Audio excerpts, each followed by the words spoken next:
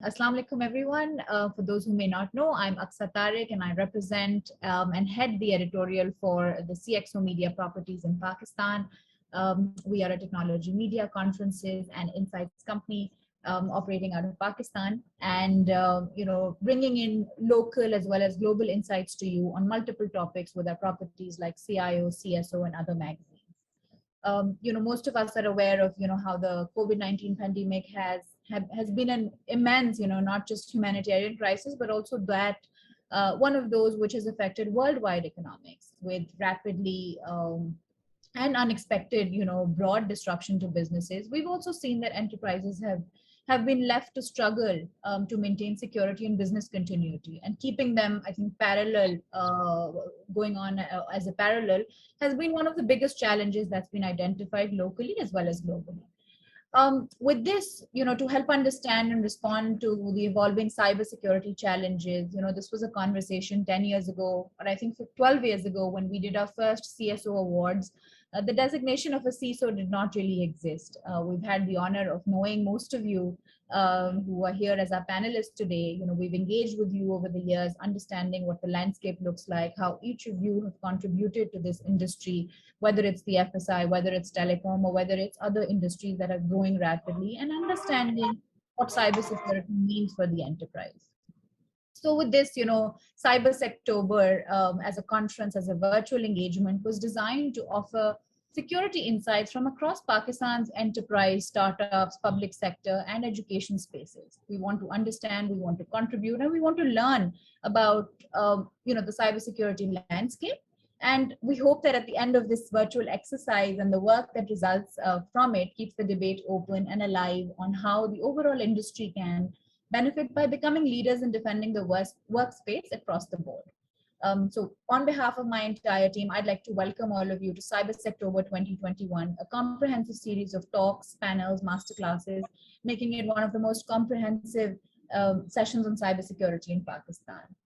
For our inaugural session today, we couldn't have done this without, the CISO leaders whom we've known for over a decade now, who've been putting in a lot of groundwork in changing the way enterprises are now thinking about cybersecurity.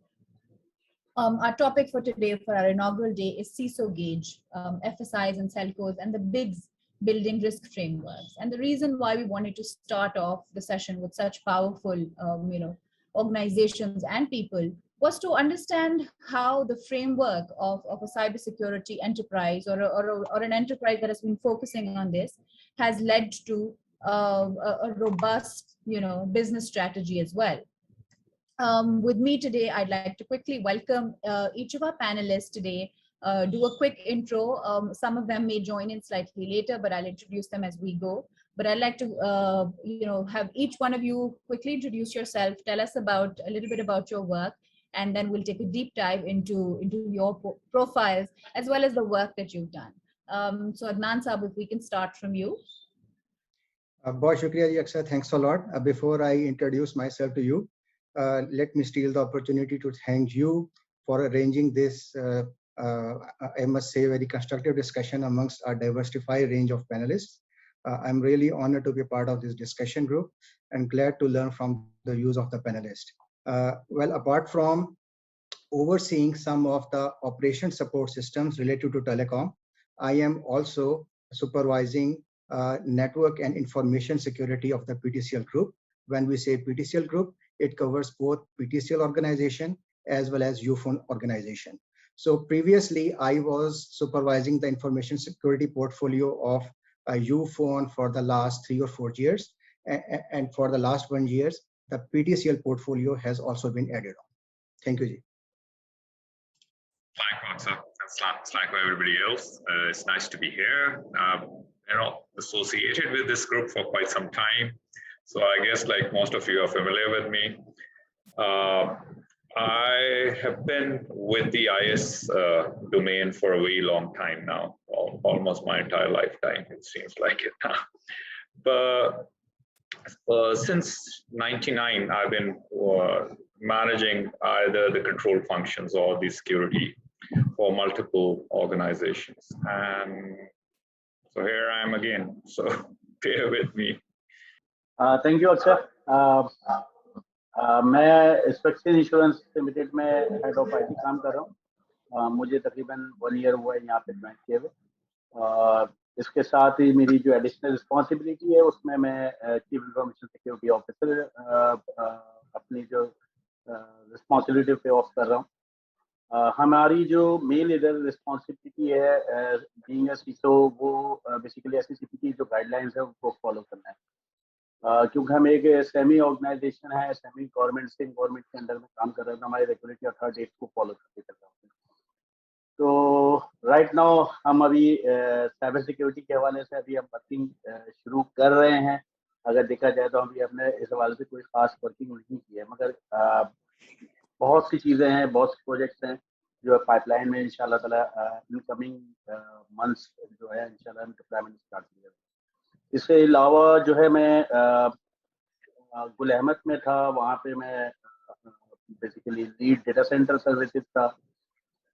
मेरी जो total responsibilities हैं वो ज़्यादातर जो है data centre infrastructure side पर रही है। I think that's it. Thank you very much.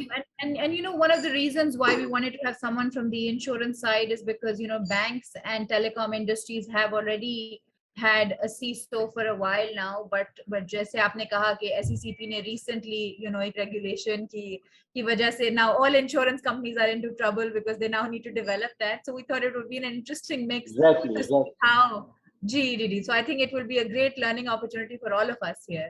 Atif Saab, let's move towards you. Thank you, Aksa, and it's a pleasure to be here once again, and a great initiative indeed, which is aligned with the Global Cyber Awareness Month being celebrated across the globe. So that is much appreciated. Myself, I'm Atif Azim, and I'm the Chief Information Security Officer at Standard Chartered Pakistan. Been in the industry for the last 16 and a half years approximately, and half of which has been in consulting, and half of it has been in the banking sector. I worked under the leadership of Athar Ahmed, so it's a privilege to be here with him right now. Thank you. Javed Saab, let's move towards you.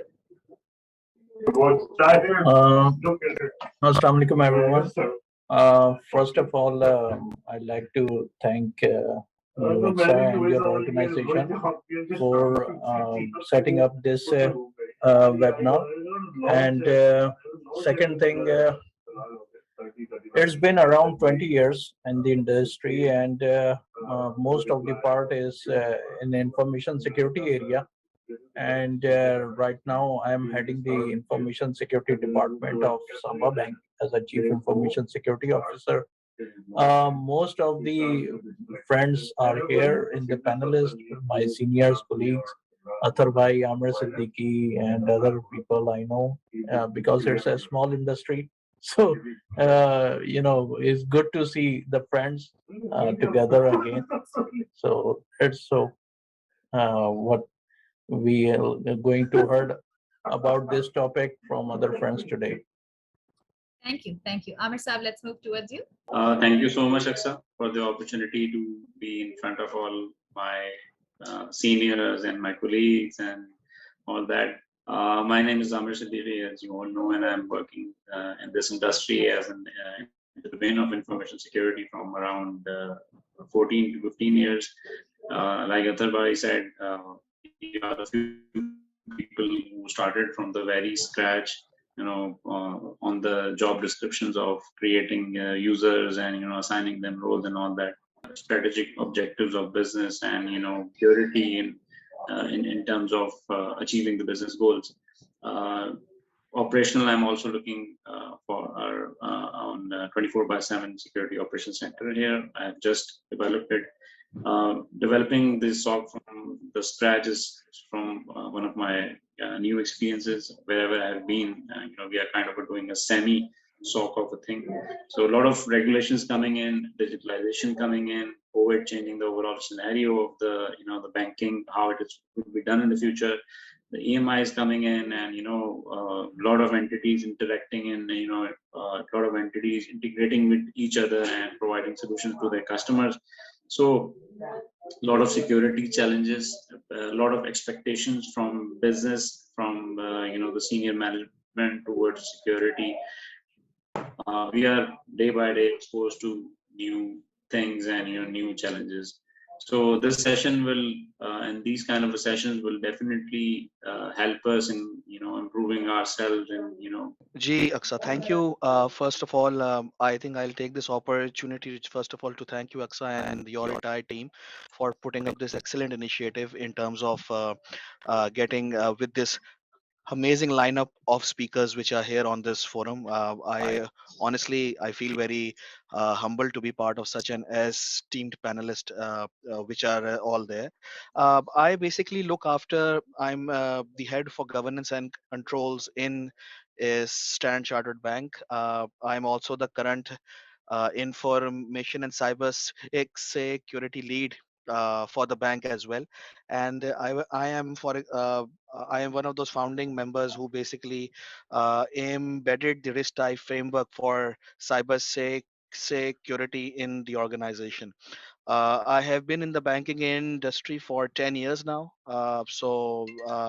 It's been a decade long service, and primarily the way that I've seen, for example, the cyber security world evolve in the last 2 to 2.5 years. I think this has been a real game changer for all sorts of organizations, and whether it be FIs, banks, insurance companies, and this is all that uh, we have all gone through. And the last year, and it is termed to be one of the most challenging year of the decade in terms of COVID.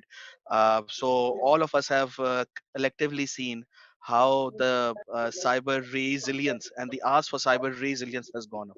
So I have been part of the organization's cyber response plans as well. I'm also responsible for orchestrating the cyber posture for the organization as well, and also with that I do cyber security advisory as well in the bank.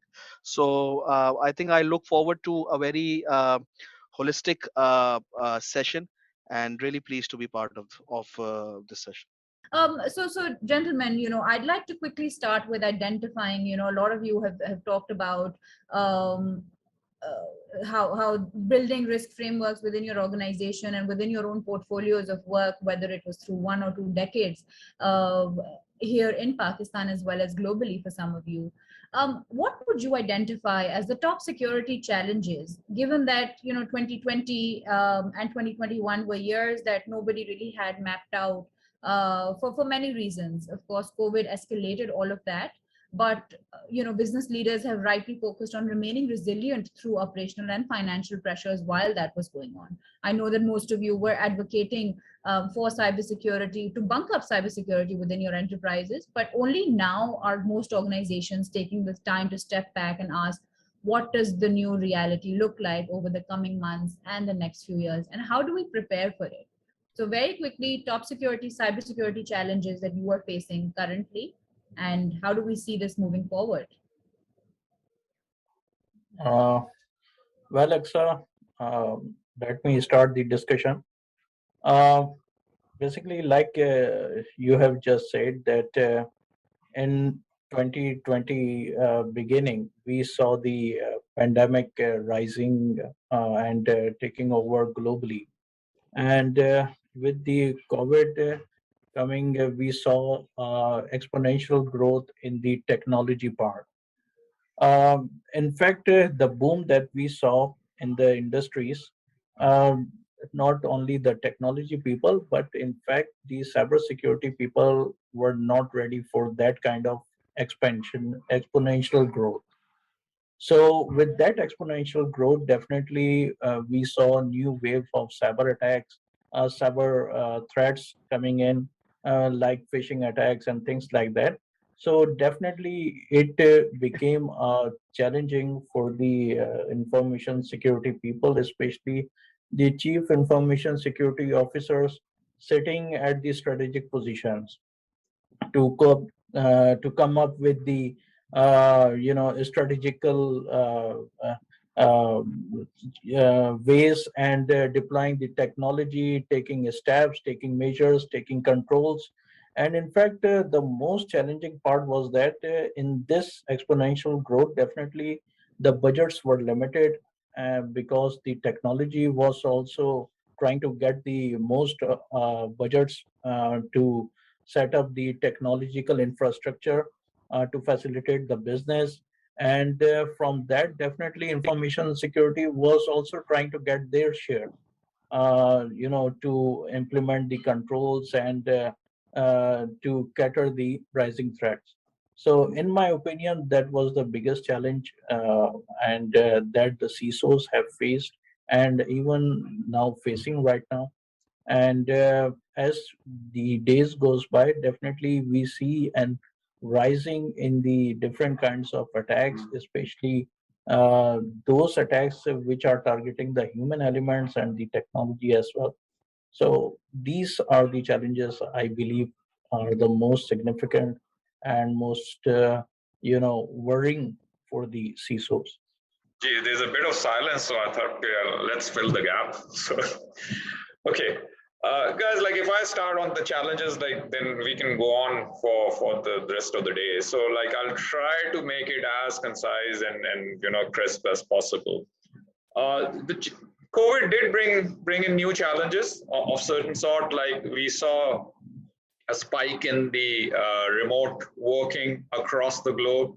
Even the companies which were totally reluctant to even consider remote options and remote working options, they were compelled to introduce those kind of solution. And then like a solution which is introduced as a result of a pandemic like this, or as a result of a situation where you put at a gunpoint and you're asked to basically introduce remote working, nothing is done properly. So yes, it introduced a lot of vulnerability related to remote operations for the staff. Things were not well thought of. A lot of patchwork was introduced, and it wasn't just introduced in the financial industry in Pakistan. It was introduced. These kind of vulnerabilities were introduced across the globe in multiple organizations because they had to rethink the way they are going to operate going forward. Even the companies which had some form of remote working solutions embedded as part of their infrastructure, they hadn't considered the volume that they had to cater for as a result of this pandemic. So leaving that bit apart, and the e-commerce that basically boomed as a result of it, and then of course, any opportunist will jump to the business opportunity, and I'm talking about a hacker right now. So when they saw opportunities out there, so they prevailed and they basically started making use of those opportunities, which became a challenge for people like us. But I think the biggest challenge for cybersecurity in general, apart from what we just saw, is the proper management and the planning and the assessment, as the topic was saying, the risk assessment and the profiling of the organization, and then calculating and planning for 2 years ahead or 5 years ahead what kind of solutions that need to be introduced. And we're pretty bad at that. I'm sorry to say, I've spent quite a bit of time in the local industry and in Europe and US. Pakistan in specific, things happen at the 11th hour. Unless we are pushed to do something, we would generally rely on the last minute kind of an approach. And that is probably as part of our DNA or instilled in us, but it doesn't work in that fashion in the practical world these days. So I think the ad hoc planning and the ad hoc measures that were taken in the last year or so, that was the Achilles heel for a lot of these organizations. And as a result of that, we saw a lot of incidents also in the industry. So the challenges, I would say, is basically the proper planning and the management of the ISMS, your information security management system that you need to instill within the organization. That remains as a big challenge. Not knowing what the maturity level of the organization is, that's another challenge. people don't understand that one solution doesn't fit all. And that vendor approach that we generally employ in our organization, that somebody comes to you and he says, I have like this magic bullet and it'll basically resolve all your problems. And people start basically deploying that kind of a solution without realizing what is the maturity level of that organization and where would that solution fit in within that organization, and at what stage that solution would fit in. What are the prerequisites before you can even incorporate those solutions in your organization? DLP being an example of it. So we've been relying on ad hoc management quite a bit for quite a long time. So we need to change that. Resources remain a consistent problem for financial institute. We've been overlooking that particular element. If we do not train our people, if we don't basically put enough emphasis on what they need to be trained on, we would not get the right resources to run the right tools at the right time for the right risk. And these kind of problems are the default problems which haven't been resolved, and pandemic has nothing to do with it. Pandemic has just been a catalyst to identify the problems even more. So I would say planning, training, the default old problems, sourcing the right solutions at the right time for the right organization, having proper project management, having the right stakeholders buy-in for yourself, and that includes IT and the management, everybody else, having them on board on your camp. That's been the set of challenges that have been there in the past, and like we've been talking about them, and that will remain there for the next few years until we figure out how are we going to address these issues going forward. We can basically have amazing project plans and basically cybersecurity plans, and if we don't have the right resources to basically execute them, they'll remain as plans, or they'll get executed in a manner which will actually not benefit the organization.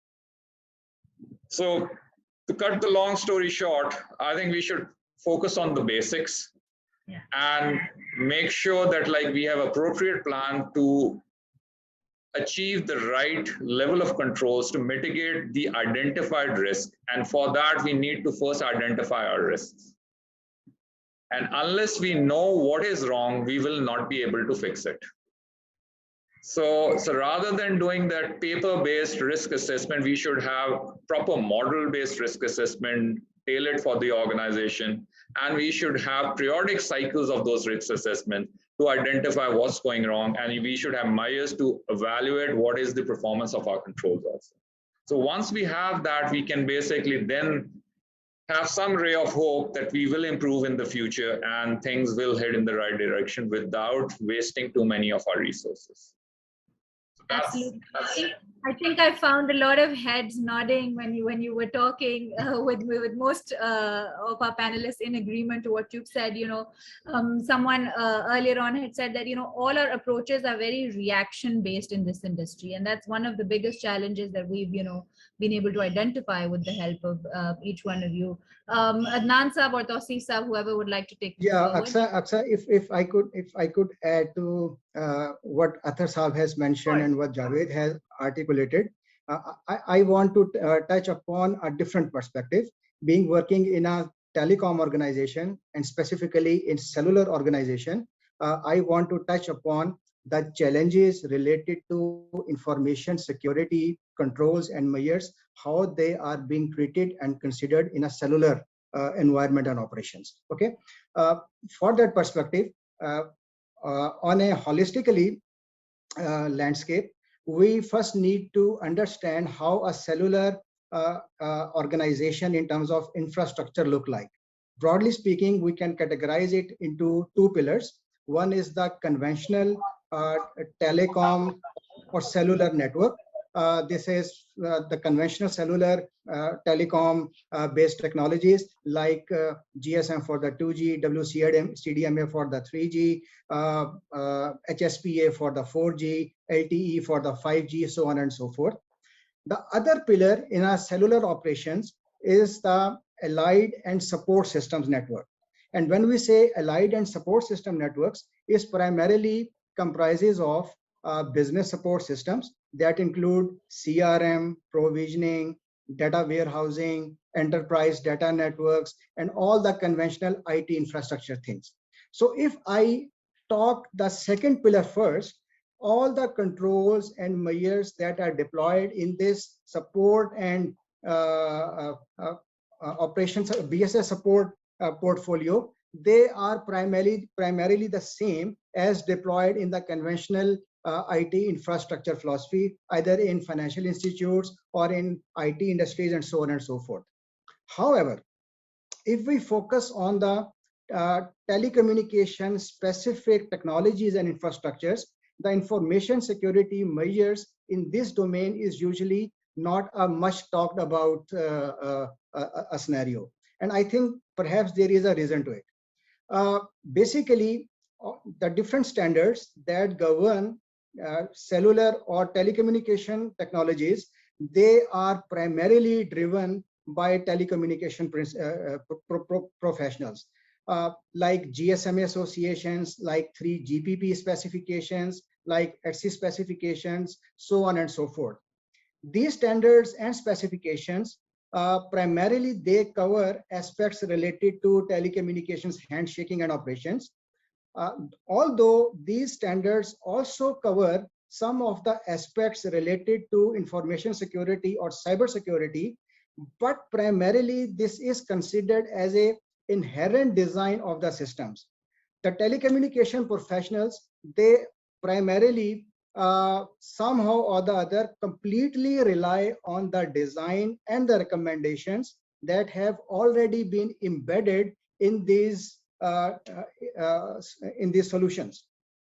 So the point that I want to make here is, unlike in the conventional information security portfolio, where the information security solutions most of the time are add-ons, here in telecommunication networks, most of the time these information security solutions are inherent and embedded, and the experts who are running the operations, they are primarily totally relying on the design and the offerings offered by different vendors.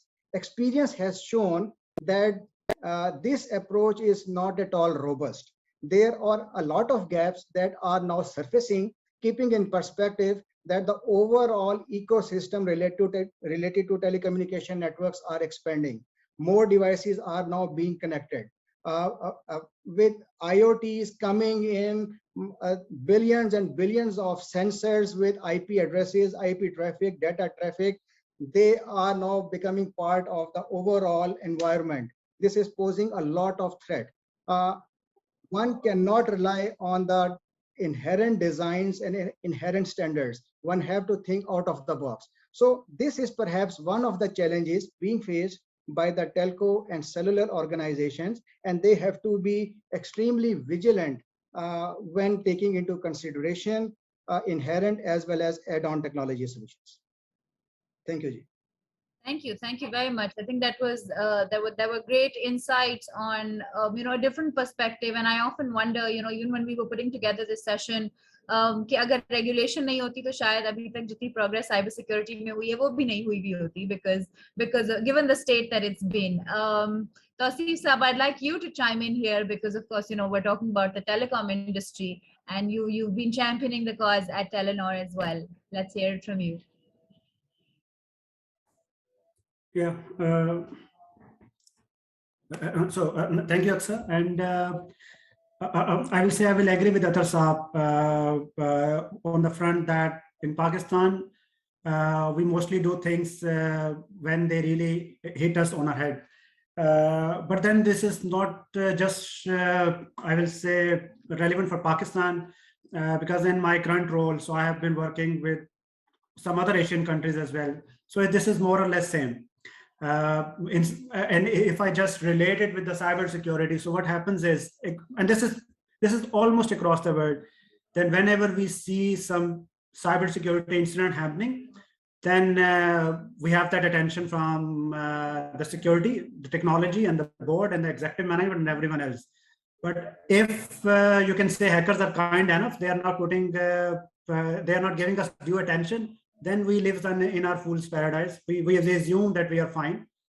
You can see this maybe Stuxnet bringing attention to the nuclear power plant and you can say power industry.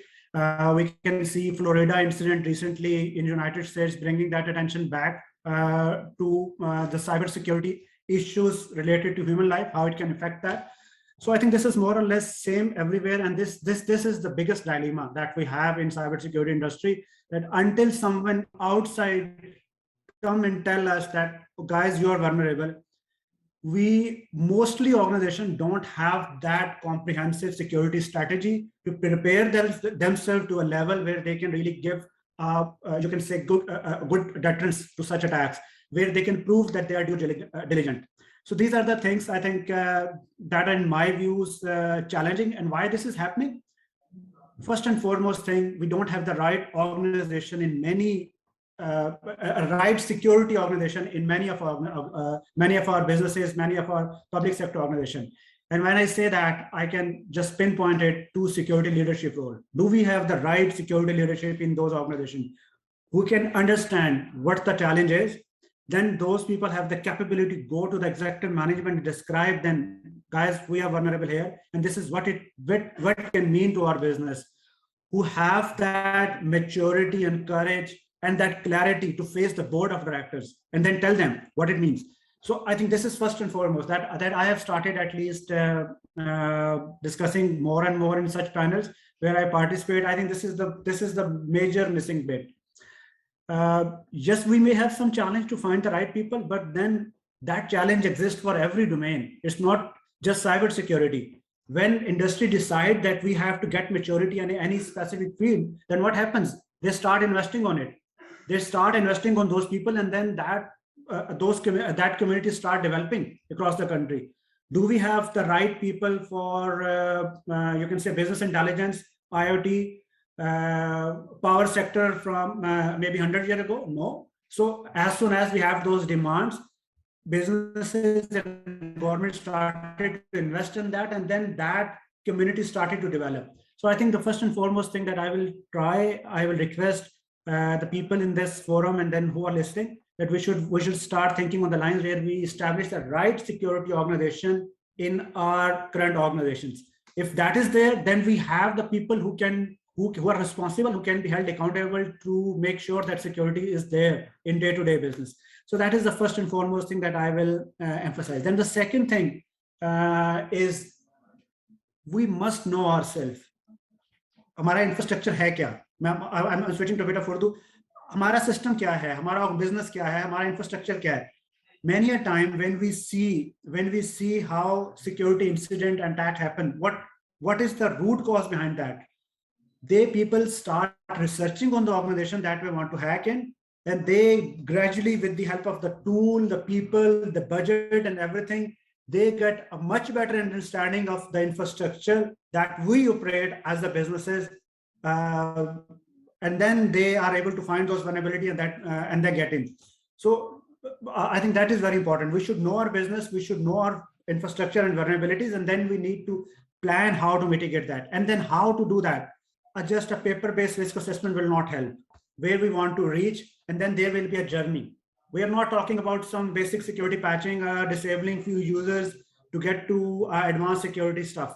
So this is much bigger. This is much bigger. We have taken that journey over the period of years in my previous jobs, especially here where I work in Telenor. So this is a much bigger stuff, and this can be done step by step, gradually building, knowing your own self, knowing what you don't know, and then starting that journey and building onto it. So that's my 2 cents on how we can embark on these journeys. And then I think I will hand it over back to you, Aksha.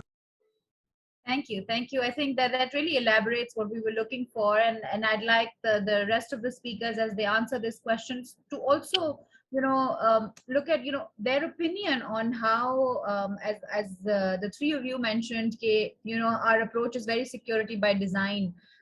What do you think should be our principles when we're developing this for a technology department? especially helping financial or telecom institutions to create more secure products. So Atif, we can start with you. And so while we talk about security challenges, we're also talking about real implementation or real solutions to it. So thank you, Aksab. I think we should do this more often, and you will always be finding all of us nodding and agreeing to the fellow panelists. Certainly, a lot of the problems are shared, and it actually helps you feel better as well that we all are in the same boat. As far as the challenges are concerned, I think very rightly pointed out, the resource is a big challenge, not just in Pakistan, but also across the globe. We can see that in jobs that are floated across, and the number of jobs that will be created is humongous in the next coming few years. The most important fact, the most important pertinent area, which I would see as a top cybersecurity challenge, is are we prepared to be hit and successfully respond to a cyber attack? We have seen numerous cyber attacks happening across the globe. We can talk about the JBS wholesale meat getting ransomware attack and finally giving out 11 million USD in order to get its systems back on track.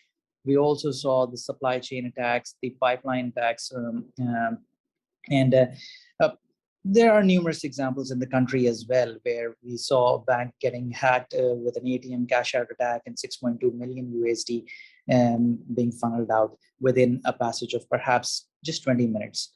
So hackers are fast. They're doing their reconnaissance. They, in the case of APTs, they perhaps even doing their reconnaissance for the last 1 year or so. And when it comes to execution, they are extremely fast. But are we fast enough? That is the real question. Are we equipped enough? Do we have the right resources on board? Do we have all the teams gelled in to respond to such an attack in the most timely fashion in order to protect ourselves and keep ourselves resilient as well? So my concerns would be around is the organization is it able to prevent and respond to a ransomware attack? Do we have playbooks in place for such a scenario? Do we have the capability to detect and respond to a supply chain attack? Because that is what the industry is moving towards now. The trend is moving towards now. And it's so horrific as well. I mean, another company from which you are obtaining services, and that gets hacked, and you eventually get hacked because of they being hacked. So it's a very tricky situation you find yourself in. And of course, APTs have been around and always been very difficult to identify and detect APTs on a timely basis, and being able to respond back as well. What about the very basics, as others have mentioned, the vulnerabilities of our infrastructure? You have seen it a lot of times that organizations get hacked. The systems that got hacked, the vulnerabilities that were exploited, perhaps at a lot of times you see that the patches were already floated out much before, and it was just the organization's fault that they did not implement those patches, which resulted in the exploitation to happen. And lastly, are the staff of our organization well prepared? Are they to know the difference of a phishing email from a normal email? Are they on your own side to actually be the human firewall for the organization? Because we all know that humans are the weakest link, and it is very easy for hackers to target an individual and telling him that he has just won a lottery in Nigeria, and certainly people with perhaps lower income are much more susceptible to such dull claims. So I think these are my 2 cents on the challenges that exist right now. Thank you. And I'd really like to pick on the point that you made about, you know, the weakest link in cybersecurity, because a lot of you were talking about not just talent and human resource as a challenge, but even human resource that's already within your organization. You know, individuals are of course increasingly the targets of especially two types of attacks that at least we've understood. Whether it is social engineering seeks to circumvent an existing process and exposes an individual's lack of security awareness, and I've seen that some of your organizations have and continue to, I think, you know, run these awareness campaigns. And given that this month is all about cybersecurity awareness, you know, we've had to, like, you know, pair a lot of CISOs with CHROs and other roles that are looking at, you know, developing that ecosystem within an organization. And of course, the other one being logical engineering, targeting a system or technology. And just say a lot of you talked about, especially with banks and where critical data has been sitting, you know. That's of course been a big challenge. I'd like to quickly hand this over to Amir Saab and Rizwan Saab to talk about or expand a little bit about the challenges and priorities for 2022, and then we'll move forward. Yeah, well, the point that Atif was discussing about that, how much ready we are and how much we are prone to cyber attacks. So the answer to that attack will happen. It will happen to you. Whatever you do, whatever you deploy, even the FireEye can get compromised. So we are, you know, nothing. If security companies who are implementing solutions are getting compromised, so we are nothing. So it is our resilience to respond to that attack, minimize the impact, and, you know, get all the things to make sure that business is running. It will include your BCP and DRs as well. It will include how much or how good your backups are. So it is a set of controls. Everyone kept with a good housekeeping practices, it will work, and, you know, it will protect you from the attack. But attack will happen. You deploy the best of the best technology, tuned away best of the best, it will happen to you. And it is our you know, skills, it is our the tools and technologies we have, it is the confidence we have to deal with those attacks and challenges that count. To deal with that, first of all, we must have a good cyber threat intelligence with us. There are a lot of open source intelligence tools available in the market, and, you know, we can benefit from them, and, you know, we can take the input from them. But, you know, there are a lot of threat intelligence and a lot of IOCs and hashes and all that in the market. We are scanning as well. So who should we protect? That is the categorization, that is the classification, that what Athar Saab has initially said about data classification and DLP implementation things. We implement DLP, but we don't know what to implement on, which control to implement on what assets, right? Everyone has, you know, if I go to and ask your asset, you will say each and every asset is on high priority. It is a confidential and all that. But when you talk with them about, you know, how you have scored that, it is a confidential, it's a public. So there comes the BIA practices and how you have understood the strategy of your organization, how you have understood the technology component of your organization, which one is important, which one is integrated with, help you to identify the attack surface that you have to make, that you have to, you know, keep an eye on. So you cannot protect each and every door, to be make sure vulnerability and what patch or controls are there to, you know, combat to that. Then what Mr. Tauseef said about the end and all that things, how so risk not static, right? Risk change with your every change that you do in your organization. Every CR brings a, you know, alteration to the whole risk. We are talking about the risk that we know and the controls, the right controls that have been deployed to those risks. If I have not deployed, I have identified a good risk, but I have not deployed the right control to that, so that risk is still open. It has not been addressed. When you are, you know, keeping track on every change is getting through the security team, they are assessing it, and they have the knowledge of their entire domain. They have done the security posture assessment of the entire organization. They know that where the risk falls. So every CR can, you know, tell you that what changes and what risks you are now open to after that change. There's a question that Mr. Hassan Raza has asked to the host and panelists, and it's a very good question. And how often that I should be doing assessments, and because vulnerability assessment doing one time is not sufficient. It is a very live activity. It has to be done every weekly. Yeah, it is a very live activity. Like risks are active, like vulnerabilities are active, like threat intelligence are active. You have to make sure that you are addressing the right threat intelligence to the right component of your technology. You're protecting them, and taking out the necessary area, addressing them. And when we talk about the technology, fortunately, unfortunately, I don't know, but we have a lot of tools available in the market. But when we ask vendors about, the insights of it, what if I change this and how you have implemented this, so they are sort of, silent on that. We have I think Athar Bhai and Javed Bhai used to agree to that fact that most of the vendors they deploy the de facto things. I have deployed SIEM in this organization and my last organization as well, and they have a predefined template and they just install it and just keep monitoring on that. And unfortunately, people don't, just because of the 9 to 5 cycle, they have to work 9 to 5. They don't focus more that what has been implemented in the SIEM. SIEM is the main thing. It is very static thing, but you can make it dynamic. You can integrate it with different technologies in the organization.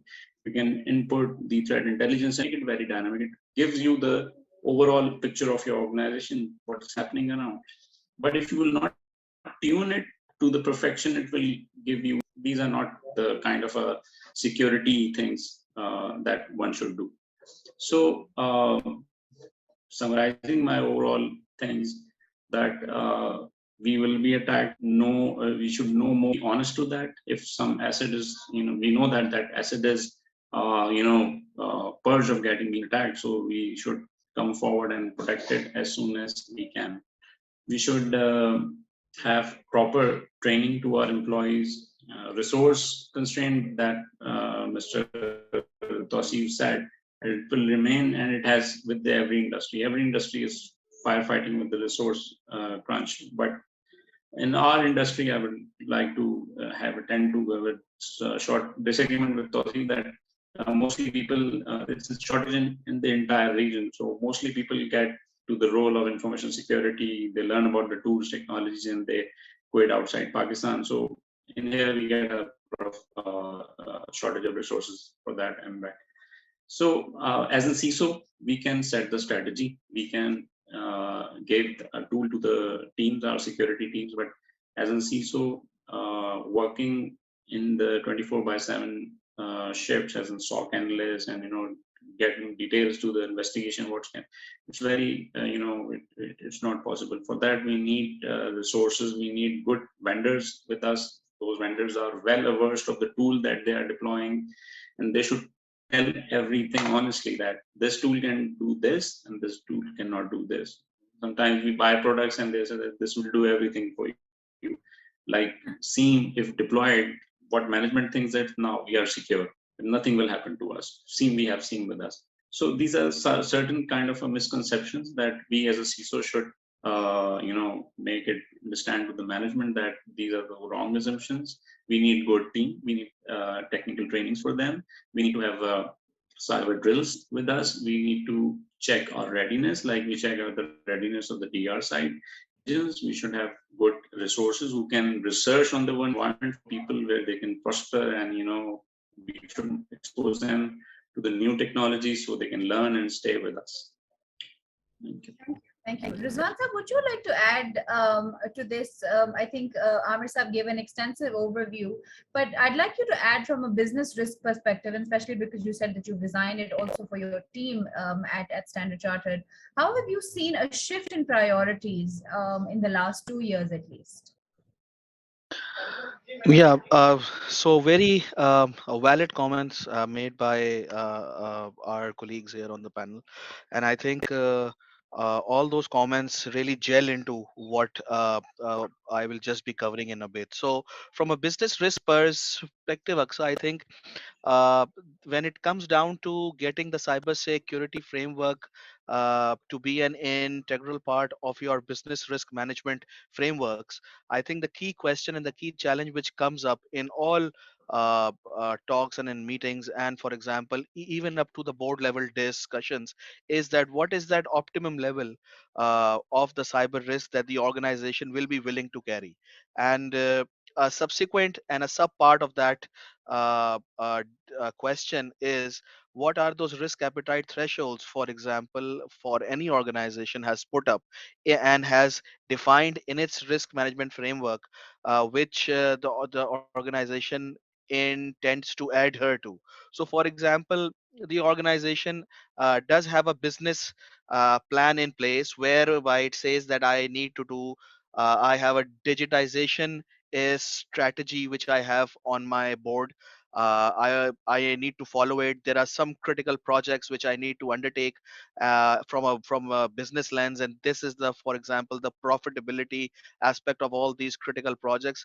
But when it comes down to your building your security posture to go hand in hand with those digitization projects, there then the question comes up of a cost benefit analysis, and this is something which has i- improved over a period of time.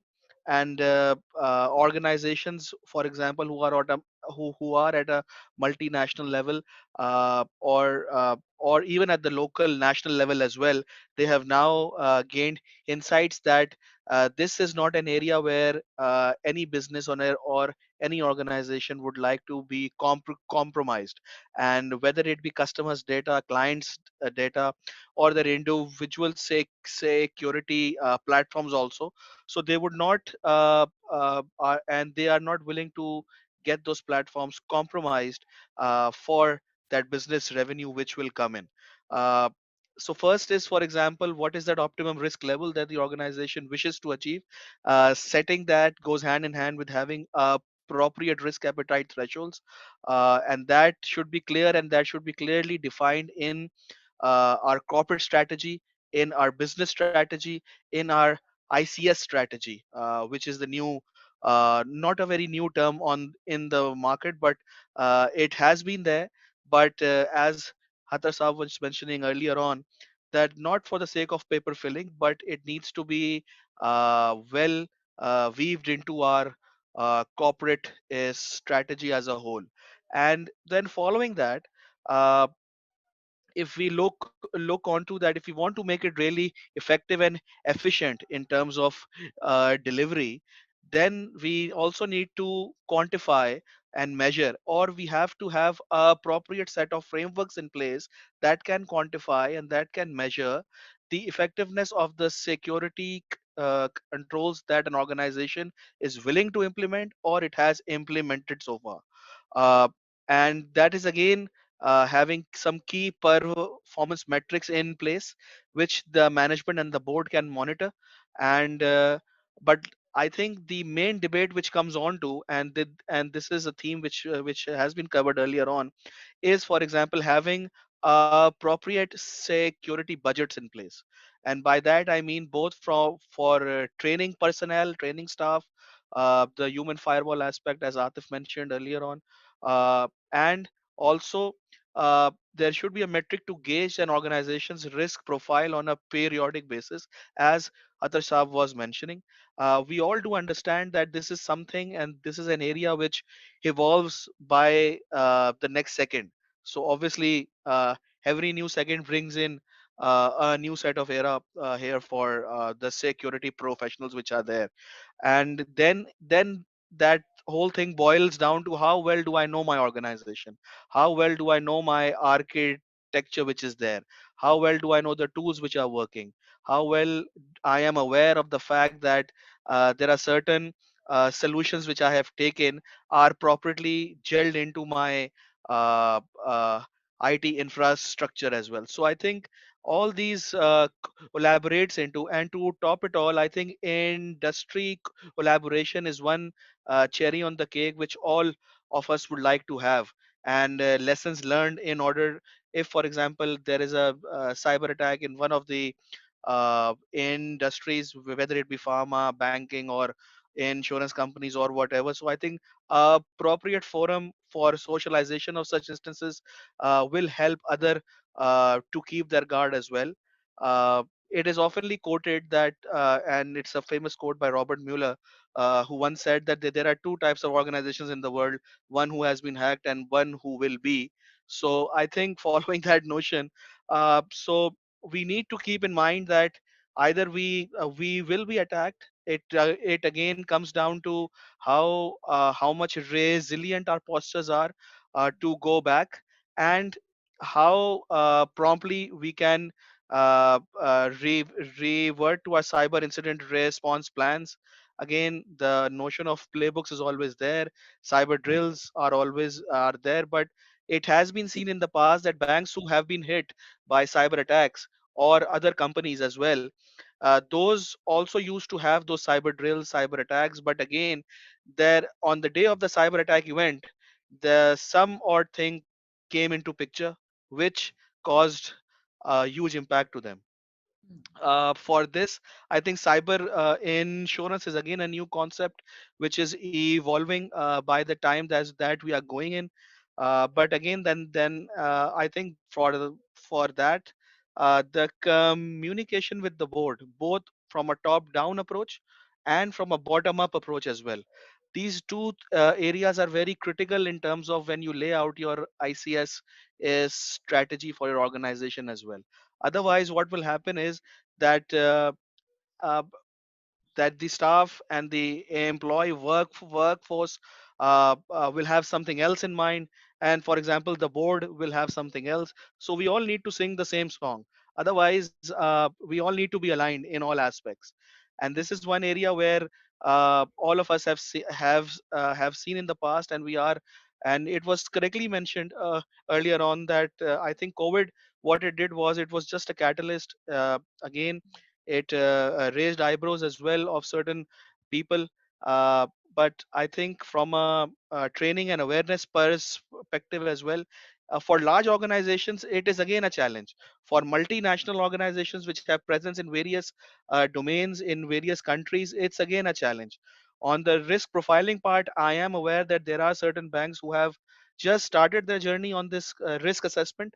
Some have been there for about a year and a half or so, but they have, for example, their challenges is a little bit different. So they have the key control domains in place.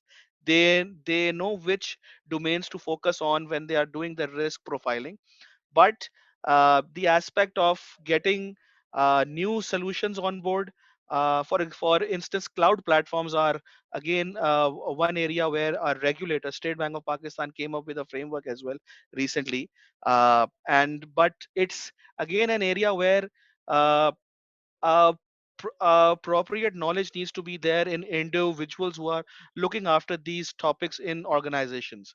And at the top level, there are, but I think we are all in that capacity where we have this obligation as well, that we need to train our staff. We need to, again, going back to other staff's point, we need to have the right people for the right job.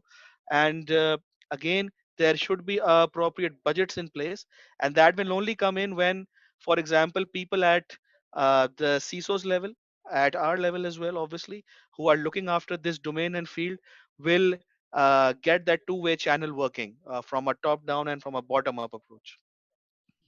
Thank you very much, Rizwan. So that also details out what I wanted to have Wadood Saab answer, because as he said that this is a recent phenomena when it comes to the insurance industry. Banking and telecom were the first ones to sort of be piled up with the regulation. But I'd like to understand from you how that shift has been for you, because of course as head of IT and now looking after also the CISO role, आपके अपने role में भी बहुत evolution आई होगी in the last few years, right? You've seen this firsthand, and we'd love to hear from you on how you see this as a good step, or I mean whatever step in your own opinion, really. Thank you, Aksha. मुझे इस forum पे आपने बोलने का मौका दिया. Actually यहाँ पे जो लोग बैठे हुए हैं वो बहुत ज़्यादा सीनियर्स हैं. मैं उन्हीं लोगों के पॉइंट्स लेके आगे चलूंगा, क्योंकि जो उनकी आवाज थी वो बेसिकली ऐसा लग रहा है कि मेरी आवाज है। बेसिकली जो बातें उन्होंने की वो एक्चुअली जो है ना रियलिटी के ऊपर है। सब अपना एक्सपीरियंस जो शेयर कर रहे हैं, एक्चुअल में वो तमाम लोग वही एक्सपीरियंस फेस कर रहे होते हैं जो उनको आगे सामना करना पड़ा होता है। एक्चुअली मैं जब मैंने ऑर्गेनाइजेशन ज्वाइन की थी, बिल्कुल मैंने हेड ऑफ आईटी ज्वाइन किया था। एक्चुअली उस वक्त साइबर सिक्योरिटी के हवाले से कोई अवेयरनेस प्रोग्राम था ही। मैं अगर अब थोड़ा सा एक स्टेप और पीछे चला जाता हूँ, मैं टेक्सटाइल इंडस्ट्री में था, तो टेक्सटाइल इंडस्ट्री में भी मैंने ठीक ठाक बड़ा इन्वायरमेंट मैंने देखा वहाँ पे, मगर वहाँ पे भी साइबर सिक्योरिटी के हवाले से कुछ नहीं था। साइबर सिक्योरिटी का जो बूम आया ना वो बेसिकली कोविड-19 के जो मामला शुरू हुए, वही वाली बात जो आमिर साहब ने भी कही और अतर साहब ने भी कही कि जब कोविड-19 में आके आंखें दिखाई हैं, एक्चुअली हम उस वक्त बेहतर पोजीशन की तरफ आए हैं कि हमने ये टेक्नोलॉजी के ऑप्शन शुरू किए।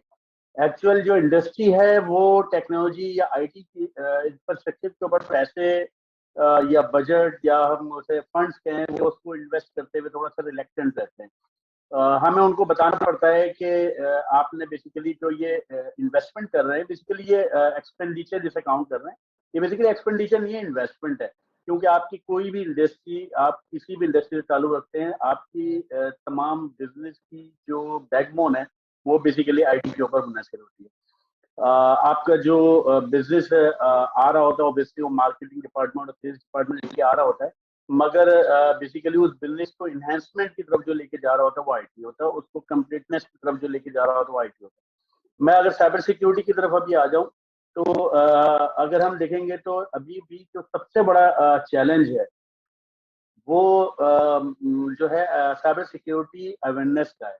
आप जो है एक अच्छा एनवायरनमेंट क्रिएट कर लें, एक बड़ा इंफ्रास्ट्रक्चर आप बना लें, एक फायरवॉल भी लगा लिया, एंड पॉइंट भी लगा लिया, स्कीम भी लगा लिया, मगर अगर अवेयरनेस क्रिएट नहीं कर सके आप एंड यूजर के हो, तो मेरे ख्याल में जो ये तमाम इंफ्रास्ट्रक्चर है, ये तमाम चीजें जो है यूजलेस हो जाती हैं।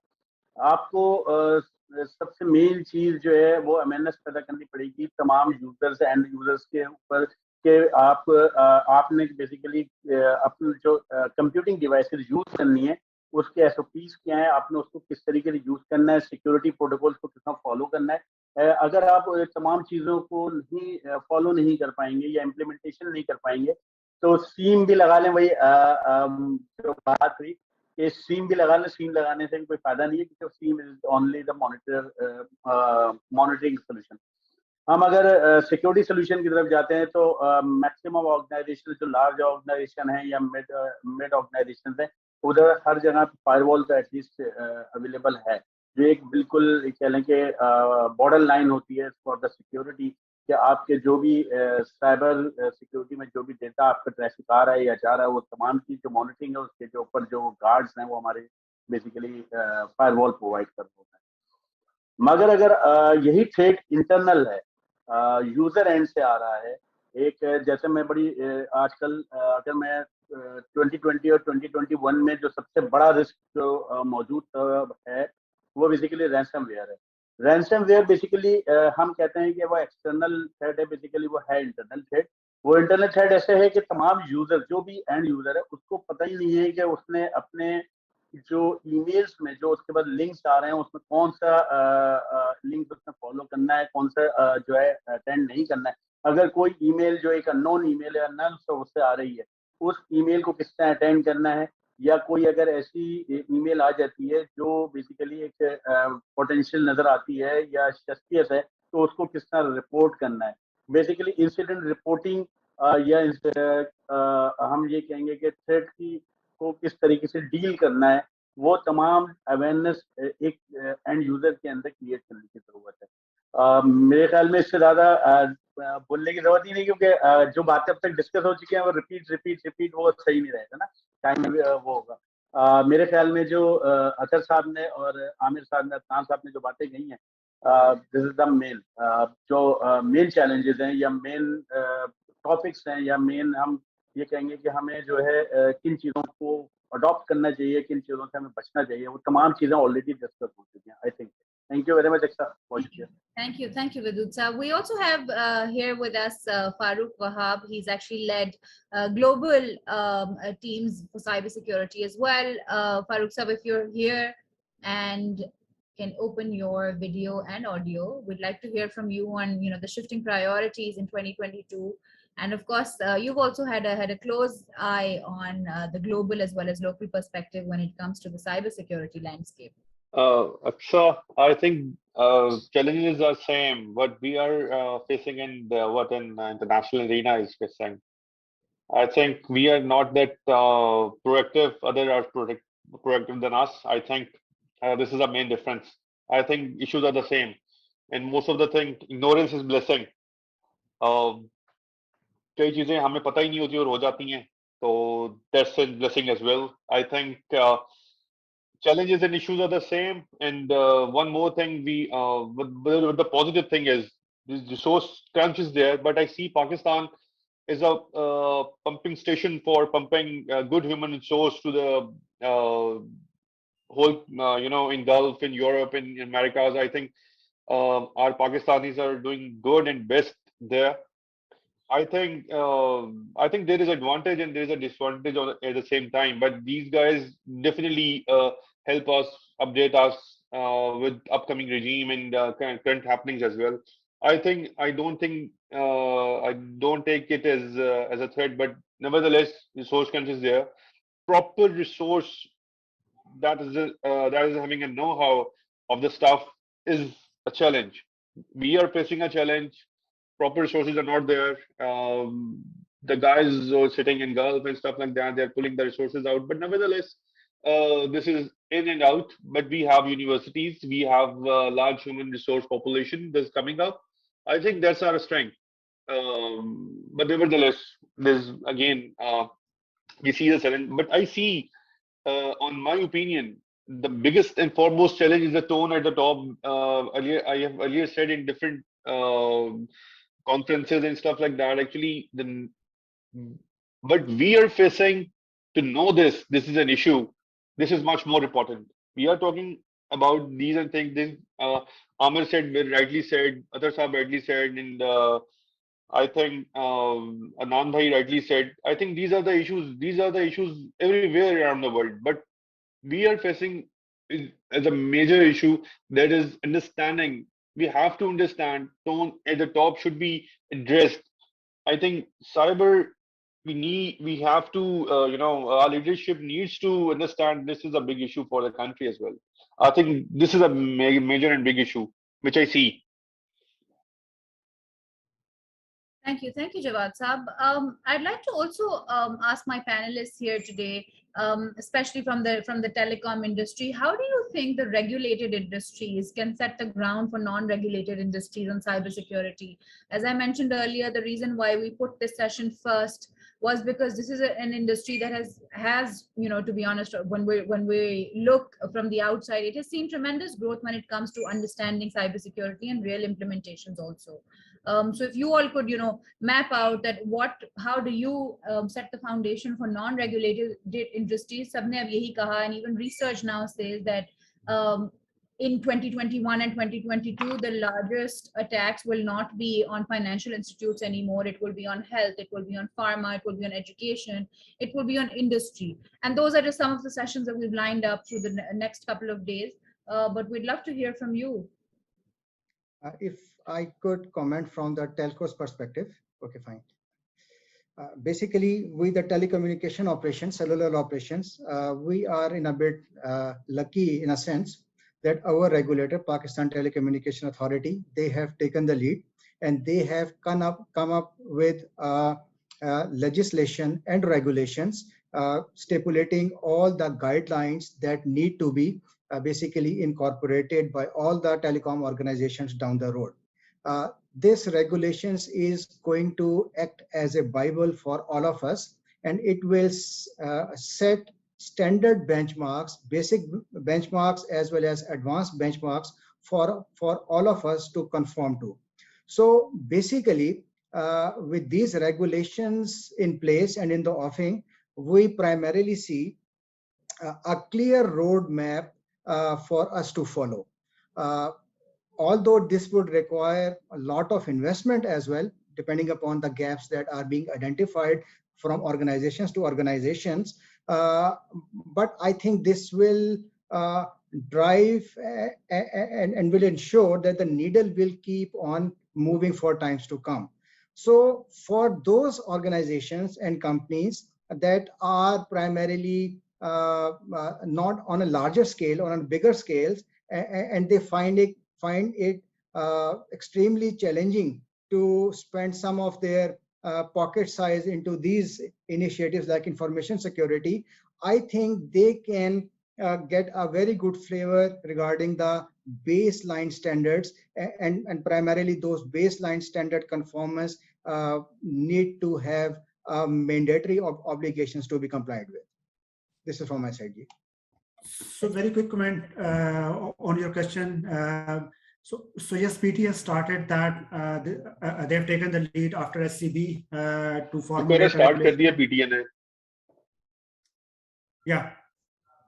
Yes, PT has started that. So, but in my view, I will say that regulations is only capable to set a good baseline, to set a bare minimum standard. But if we talk about the advanced security threats that organizations are facing nowadays, that nations are facing nowadays, so we have to go above, especially if we talk about the customer expectations in terms of business.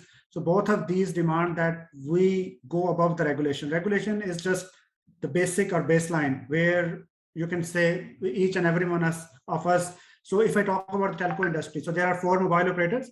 One is PTCL, and then there are many small ISPs that are being regulated by PTA. So do we see that security consideration for the 4 operators and PTCL may be same? That can be for a small ISP. The dynamics are a bit different. PTCL, Telenor, Jazz, and all OMS, they have a huge number of customers, and now those customers have a very high expectation when it comes to their data privacy and their customer data protection. So, in my view, I think as an industry we have to step up. We have to step up and go and try beyond the regulation if we really want to meet our customer expectations. And then we really want to, you can say, combat to the advanced threat and adversaries that are emerging and that have been shown to us maybe in a more clear way during the pandemic. They were there, but I think now we are more aware because of such online sessions, because many of us are able to understand. So we can have a session, dedicated session on the advanced cyber threats, and we can discuss more on that. But if you see the APT stuff that is going on in the world, if you see CrowdStrike, Cyber Reason, and other reports, so there you see what's happening, and then you see, Jawad, if you see, you can see APTs from China, Iran, some of the European countries, but you don't see from US. Why? They are not into this space, or they are so advanced that we cannot detect them even. Things are beyond. I think we can't. I think let's go back to Aksa.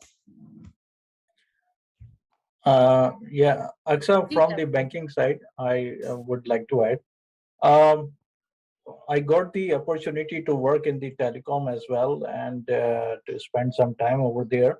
And although most of my career is from the banking industry, as far as the banking industry is concerned, the most matured regulator that I have found is the State Bank. State Bank has given out frameworks, guidelines, and other policies, matters that can help the organization to actually build up their information security program on that. One beauty that I have found about the frameworks that the State Bank has come up is that it can be adopted by the other industries as well as a baseline document, and those industries can customize or take the guideline from the framework and come up with their own framework. Yes, there are different industries that are not even regulated right now, or I might say from the cybersecurity perspective, there is no such guidelines over there. But As far as the SECP is concerned, PTA has always been there with the strict guidelines, especially in perspective of privacy, data privacy. As far as the other industries is concerned, SECP is coming up with their own framework and guidelines. And if you read that framework and guidelines, you will see much resemblance with the frameworks and guidelines provided by the State Bank of Pakistan from time to time. So yes, some regulators are doing a great job in terms of issuing frameworks and guidelines and directives in terms of information security and cyber security. Some are trying to following on their footsteps, and it's a good thing. It's a good thing if they wanted to adapt or take other frameworks as a guideline or as a baseline. So it's a good thing. See, even the frameworks that have been developed by the State Bank or the PTA has their roots with the international standards as well. So I believe there is no shame on adopting these frameworks and directives that have been developed by the other regulators. And in my opinion, other regulators should do that if they don't have any framework or directives right now in their industries. Absolutely, and I think that's why one of the reasons, as I said, we wanted to do this and also have people like Wadood Saab here sit in on this session is because other industries need to follow suit. It has to come, and the foundation has been set. Like even if it is done by the regulator for each of your industries, whether it is telecom or whether it is banking or financial institutions.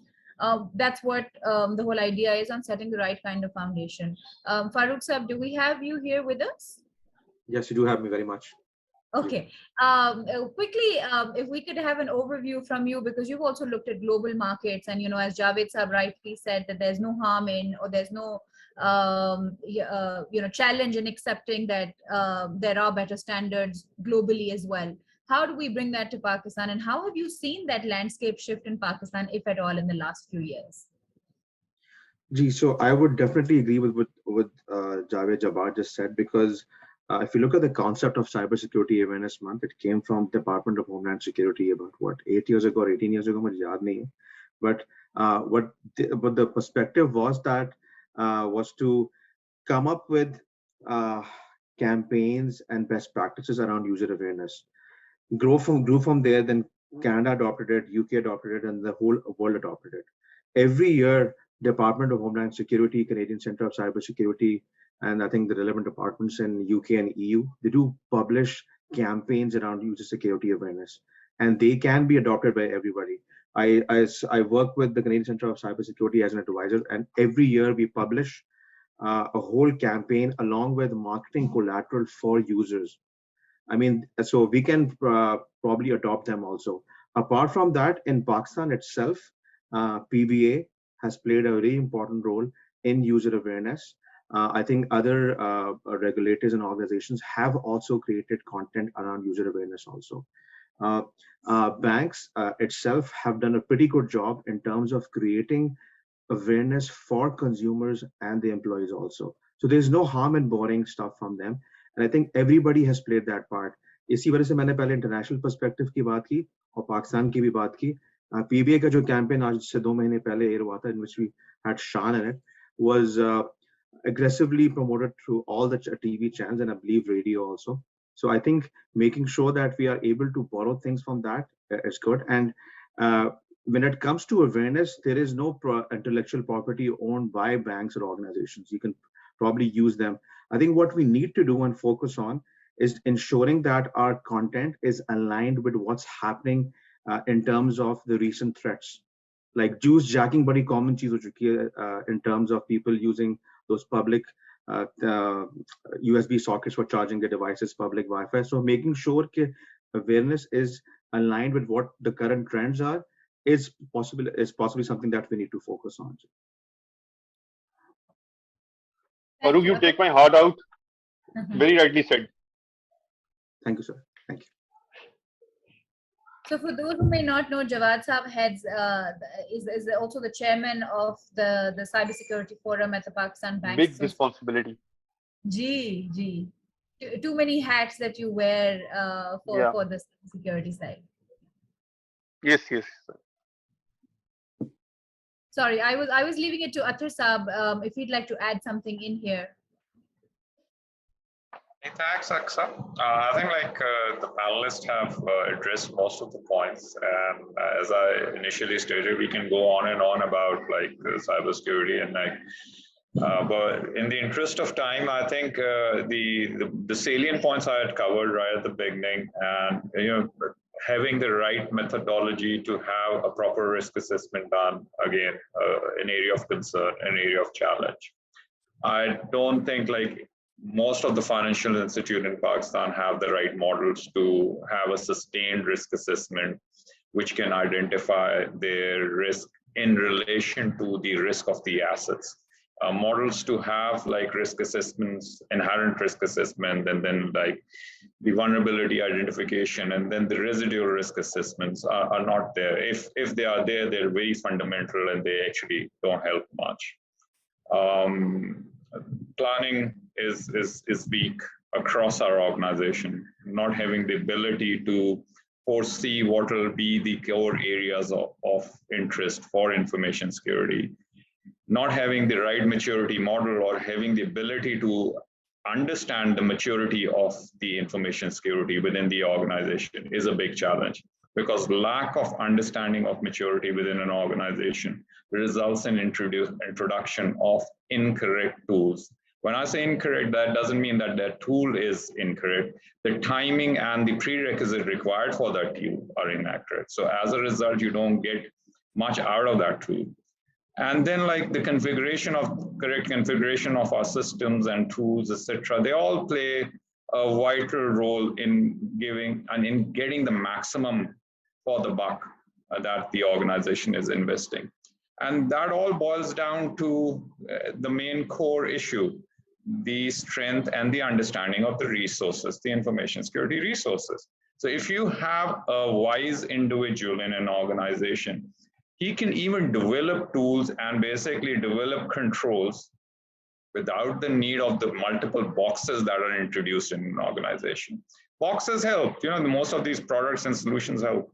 But if you're smart enough, you can basically reduce the risk by introducing a lot of compensatory controls within an organization till the time you introduce enterprise level solution. So those are the kind of areas which I've been talking about for the past 10, 15 years, and I don't think so much has changed.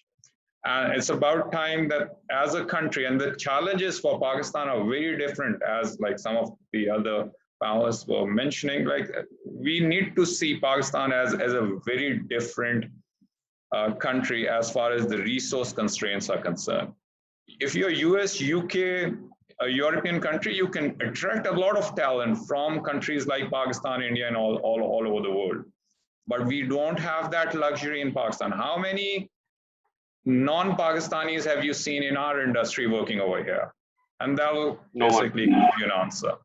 So we shouldn't be we shouldn't be comparing ourselves with any other country in the rest of the world, especially the developed countries. And we have our own unique challenges.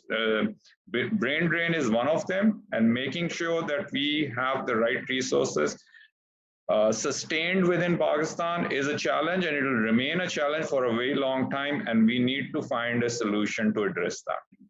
So with that, I'll close my comments, and they haven't changed, as I said, since the beginning. Thank you very much. Atif, would you like to add something here? Yes, well, rightly pointed out by Athar Saab that the core areas that need to be considered for security by design need to be ensured. Of course, you will have to come up with policies and frameworks which will help you in doing that. Come up for not just a risk assessment methodology, but also what are the level of controls that you're going to be implementing for each category of an asset. So these two go hand in hand, because whenever you're making an asset live, of course, not all controls can be implemented on all assets, because as the size of the organization grows, it doesn't make financially viable to be implementing all controls. So yes, some of these areas need to be considered, and as the basics of securing by design. And one of the things that was being discussed as to how the telecom industry is, or any other non-regulated industry, can take advantage. I must say that the State Bank of Pakistan has come a long way with introducing new regulations on a periodic basis, and good effort over there with regards to the national cybersecurity policy as well, which has come up in the year 2021, which I believe is a good achievement for Pakistan as a whole. We're also inching towards slowly to a FI cert. I hope and pray that it becomes a reality soon. And certainly one of the biggest challenges we all are facing in this regard is the resourcing challenge. Perhaps we can just shift a bit from why not utilize the resources that we already have in the organization. I know it requires a little bit of a commitment from people in other parts of the organization, but perhaps that spirit of growth can be instilled in people in all other parts of the organization. If they can see that they can see growth in this, then they can actually take out time and invest themselves in this domain. Is going to certainly help, because obviously we're all in the same boat as far as resources constraints are concerned. A new generation just stepping out of their universities and colleges are perhaps not in that much of a quantity or to actually take over the reins of cybersecurity at this point. And in such a situation, perhaps utilizing the resources we already have in the organization may just be the best approach. Thank you very much. That gives a very good overview of not just our current priorities, but also where we should be heading. And I think that's important, because based on the discussion or the insights we've gained today, it's important to understand that it has to be looked at from a holistic point of view and not just the regulated industries at large. Tauseef Saab, over to you. Yeah. So I just wanted to second Athar Saab on what he said about the maturity models. I think we have seen those maturity models in different industries, especially software industry. But having practicing that for some time now in cybersecurity, I think that can really create value for all of us, and that can really help to do holistic risk assessment that can give you, you can say, a very consistent strategy to build on your cybersecurity journey and hit the business maturity that you really want. So I just wanted to second that, Athar. I think very well said, and that really deliver values based on our experience as well. Thanks. Thank you. We'll take any, yeah, thank you. We'll take any closing comments from any of you before we summarize and wrap up the session. So Rizwan Saab, Amir Saab, and Wadood Saab. No, I think from my side, I think a lot has been said in this session, and I think all of us are saying exactly the same thing in, for example, different form and shape. And I think from a security lens, having the right models and the frameworks is pivotal. Obviously, some organizations are on that path. Some are and those who are on that path as well also need, for example, dynamic changes in their models, because the threat landscape is constantly changing and evolving. And that is one aspect that all the security professionals need to live with, and that's you could say a downside and an upside for security professionals around the world. And as I think, just to wrap up on the cyber risk management piece on how to make it more effective. So having effective models again is one thing. Also along the same lines, I think drawing the lines around transparency and reinforcing accountability, because at times it is noticed that when ICS risk is tabled or viewed in management meeting and committees, so people business needs tends to move away from taking that sort of ownership in terms of that ICS risk, which is directly affecting their business. It may be coming out of different projects. It may be coming out of infrastructure upgrades, but by at the end of the day, it's a business risk that the business needs to own. And I think that's one area where the security professional roles does come in, the model role does come in, but I think a very clear and transparent accountability needs to be there in that domain. And then obviously lastly proactive vigilance in terms of the evolving cyber threats with robust incident response procedures. I think that's again one thing that all of us and all organizations would like to have this in their goodie bag, if you can call it, of cyber resilience. So I think that's all from my side. Rizwan, ये आपसे लेने आना पड़ेगा goodie bag. Anytime, sir. Anytime. On a lighter note, on a lighter note. Uh, You're always Thank you. welcome, Jawad. Thank you. Thank you. So by my comments over here, very rightly pointed out by Rizwan, that there needs to be a lot of ownership that needs to be taken by the business. That's a very key takeaway from this session, I would say, that perhaps it is all about the business that we are protecting. This is just that the form has changed from the paper format to the digital format that we are talking about all of this. So certainly the business is what we're protecting, and I see cybersecurity as a best form of collaboration. It is very much required for the whole of the organization to be well knit, which includes the business, the legal, the technology teams, the audit teams, and the CISO himself or herself cannot protect the organization as a one man, or the cybersecurity department cannot protect the organization. It's all about gelling in the efforts from various parts of the organization, getting them well knit into well documented processes, which is going to take you way forward in times or in normal times, as well as in times of responding to a cyber attack. Yeah. So on this note, Farooq Sahab, I'd like you to take this question on how do we ensure that risk management decisions are not overshadowed by IT constraints, because as I see, a lot of you have identified going to the board or cybersecurity at a board level has been a challenge all throughout that we've been talking about it.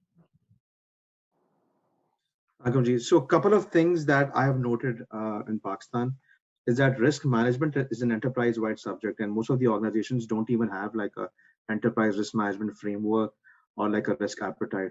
And the absence of these two foundational things, managing risk from a security perspective becomes a challenge.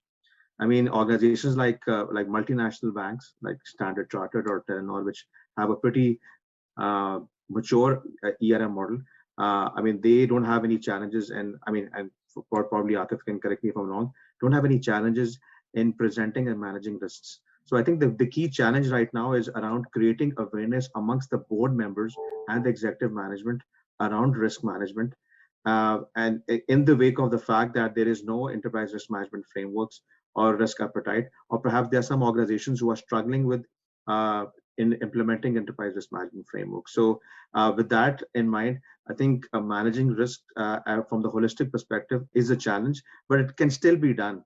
And I said the key is around creating the awareness and making sure that at the board level, they are aware of the challenges. Thank you. Jawad sir, would you like to add something here? I think I second to Atif and second to Farooq. They're very rightly said in the absence of ERM. Actually, this is a very debatable topic, and we are right now with local banks are really striving for that to achieve that excellence. I think Farooq put the right thing at the right time. I think we are going into that direction, but the thing is, um, uh, we are lag behind in that. I think my point of view is just like this. I just second to what Atif said and what Farooq said. So just to that question from Farooq Saab, certainly implementing an enterprise level risk management framework is pivotal in order to address the cybersecurity risk.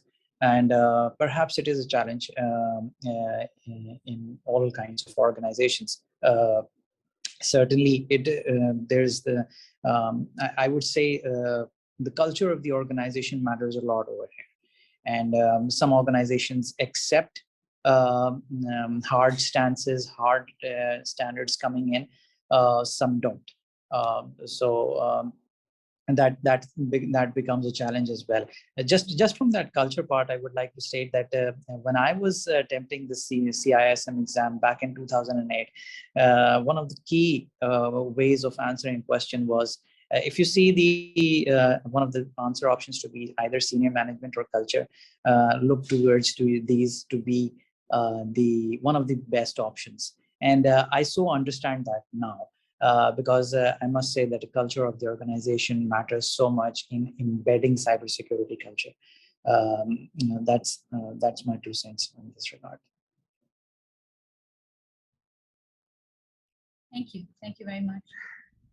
If there are no closing comments, I'd like to wrap this up. Amir Saab, was there anything that you had to share? Well, on the closing comments, what Farooq Bhai has said, what Atif has said, Rizwan has said, we definitely all the colleagues used to agree to that. But on top of that, we should have a good housekeeping with the IT risk management. All the assets or the artifacts maintained by IT, they should be properly updated, maintained, so our risks register can be properly maintained from them, because the assets are the source to the risk. If we don't know our asset, if we are not keeping them properly, if there's no housekeeping in maintaining those assets, so definitely risk management will go haywire. So good housekeeping will ensure that there's a security posture that you can accurately manage by all the risk management or risk assessment procedures. Yeah. Thank you. Anyone else before? Yeah, Aksa, just wanted to add that yes, the risk assessment is a very big challenge. But in my opinion, anyone can start from a small scope and then extend it, or adopt an iterative approach and mature the risk assessment process from time to time. So this is the best way to move along with the risk assessment process. And that journey, you'll see that you will create awareness among the stakeholders as well. And you will also learn about the challenges, and you will also be able to take the risk assessment process according to your culture, according to your environment, according to your need. And at the end of the day, you'll reach your objective. So in my opinion, if anyone is initiating the walk into this path, well, in fact, I would say the road towards hell, then iterative approach is the best way to move forward. Aksa, Athar bhai is getting shy off. He's the leader in that. Actually, he knows everything right from the risk assessment, and he develops models and stuff like that. He is well versed in. I think he's in leading position. अभी मेरे ख्याल में क्यों खामोश है, वो सुन रहे हैं हमारी बातें, वो हंस रहे होंगे अंदर से. The thing is, the main thing the philosophy of Athar bhai is revolve around the risk management. آپ اس کو جتنی بھی لیئرز میں لے جائیں I think I think we gained some very valuable insights, and you know, we've also, and just you know, we've also had the honor of hearing him over the last few years and his own journey. You know, it's really evolved. So I completely agree with you on him being a thought leader in the cybersecurity. yes, I second to that. Wadood sir, sorry, you had your hand raised. اکثر actually میں office کے کاموں میں بیچ میں پھنس گیا تھا. کوئی مسئلہ نہیں, میں کلوزنگ نوٹ دے دیتا ہوں تاکہ ہم پروگرام کو آگے وہ کر سکیں. سب سے مین چیز جو ہوتی ہے, یہ دیکھ لیجیے, سب سے مین چیز جو ہے نا, میں یہ کہہ رہا تھا کہ جو ہمارے فریم ورک ڈیزائننگ ہوتی ہے نا, ہم انیشیٹ کرتے ہیں کہ سائبر سیکیورٹی کو بیسیکلی ہم نے اگر اپنے انفراسٹرکچر کو سائبر سیکیورٹی اویئرنیس کی طرف لے کے جانا ہے, یا ہم اس کی حوالے سے کوئی سیکیورٹی ڈپلائمنٹس کریں گے, تو ہم نے سب سے پہلے اپنا فریم ورک ڈیزائن کرنا ہے. آفٹر دیٹ جو ہے ہم جو فریم ورک ڈیزائن کرنے کے بعد اس کو بورڈ سے اپروو کرائیں گے, یا ہم جو بھی اس کی امپلیمنٹیشن ہوگی اس کا ہم پروجیکٹ پلان کریٹ کرتے ہیں.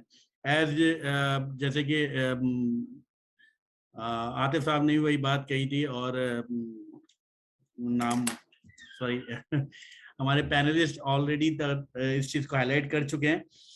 تو ہماری جو مین چیزیں ہیں کہ ہم جو ہے پروجیکٹ مینجمنٹ کی طرح کی جو ڈیزائننگ کر رہے ہیں, تو اس کی اپروولز ہے بورڈ کے, تو وہ تمام چیزیں جو ہے ڈپینڈ کر رہی ہوتی ہیں وہ ایک چیز کے اوپر جس کا ہمیشہ کنسرن رہتا ہے, وہ ہے بجٹ. اب بجٹ, اب جو انڈسٹری نے ریگولیٹر اتھارٹیز اگر پریشر نہ ڈالتی تو انڈسٹری شاید موو نہ کرتی, وہ اس حوالے سے انویسٹمنٹ نہیں کرتی, فنڈ ریز نہیں کرتی. مگر ناؤ تمام انڈسٹری میں تمام ریگولیٹر اتھارٹیز جو ہیں وہ پریشرائز کر رہی ہیں.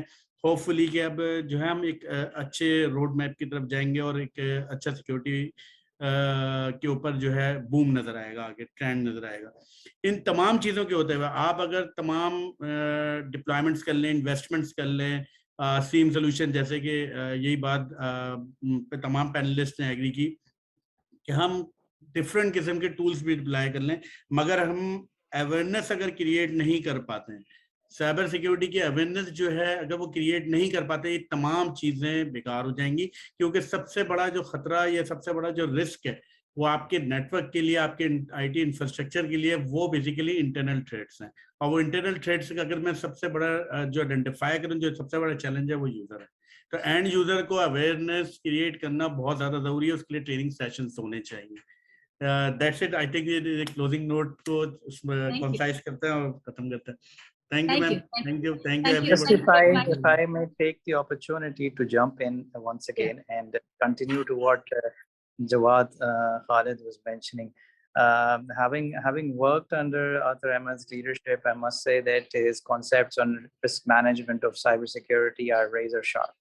And I must acknowledge that cybersecurity program management for once was introduced in Pakistan by him as well. A concept that did not exist in the past, and I certainly enjoyed and learned a lot under his leadership. So thank you for that, sir. Guys, like you did it yourself. I had to get some work done, so you were the two. Okay, like I don't want to take credit for things which you guys did. And as far as the risk assessment and management, like if you put a person in a field for 20 odd years, the person can't sit idle. So kuch na kuch to kaam karna tha yaar. So you deserve this. I think you deserve this applaud from all of us. Actually, you remain there to guide and update. I think mujhe to aapne bada blessed rakha hai is mamle mein. So matlab definitely I acknowledge, definitely baki log acknowledge bhi kar rahe. Thanks a lot for your kind words, but trust me on one thing. The most important thing in this profession is having the nature to have that tenacity to do the right thing.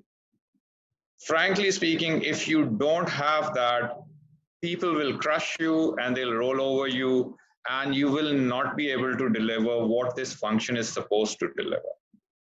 So if you ask me, the main attribute that I basically bank on for basically for whatever I've done, it is that, you know, that attitude to do the right thing, irrespective of whatever is happening around you. So it's that, like, you know, that tenacity to do the right thing. So I owe whatever I've done to that. And by all means, if you guys need any help on risk assessment or management or the templates that you require, if I haven't already given out to the guys who have worked with me, I'll be happy to do another session and help you out. So wherever you are and whichever industry you're working for. And those are not mine. I basically was part of a team which basically developed those, and I matured them. And so if any one of you requires that, I can do a session and I'll be happy to share those with you also. So I think cyber security professionals or jo CISOs बैठे हैं उनका तो पता नहीं, but we will definitely, you know, take you up on that offer and do another CISO masterclass and hosting some younger professionals, you know, who look for a lot of direction and who look for local role models as to how to develop their careers as well. So thank you. I think it was great having all of you here. I can't thank you enough for pulling out the time. We understand that, you know, Zoom fatigue is real, and a CISO's job is round the clock. So thank you to each one of you for taking out the time today. I'd just like to quickly wrap up our session as we prepare, you know, for the future of cybersecurity. Once again, a big thank you to our panelists for today and our partners for bringing this event together, which includes Trend Micro, Comtel, and Titanium by Rapid Compute. My closing comment would just be that, you know, regardless of what's happened, you know, recent events have shown us that there's been a spotlight, you know, on the dire hole in our infrastructure, on the ecosystem and supply chains when it comes to cybersecurity. And taking steps today in developing that culture, developing that awareness, developing those teams or that talent, you know, it requires a lot of effort and a lot of team effort. So as Rizwan Sahab also said, you know, it has to be a top-down approach. It has to come from the top. Everybody has to take ownership of it at some point or the other. You know, we also see that the future of critical infrastructure cybersecurity is likely to be a mix of mandatory regulations. So whether it's the regulated industries or whether it's voluntary frameworks. And our session tomorrow is on industry and operational threat intelligence. And that's something that we're looking forward to in really understanding how industries are looking at this, because they don't really have a set standard to go with. So the government, of course, you know, or the private sector or public sector will continue to pay attention to cybersecurity until the threat and risk is reduced. But companies, you know, need that protection, not just today, they needed it yesterday. So as Atif rightly said, you know, the national cybersecurity policy is a good step in the right direction. We're just hoping that the industry at large benefits from initiatives like these at a public and private sector level. So thank you, each one of you, for taking out the time, and we hope to stay connected with you through various events and insights. Jawad Sahab, thank you once again on behalf of the CISO Forum for bringing, for helping bring this event to life. And thank you, and Allah Hafiz from our side. Thank you very much. Thank you. Thank you. Thank you.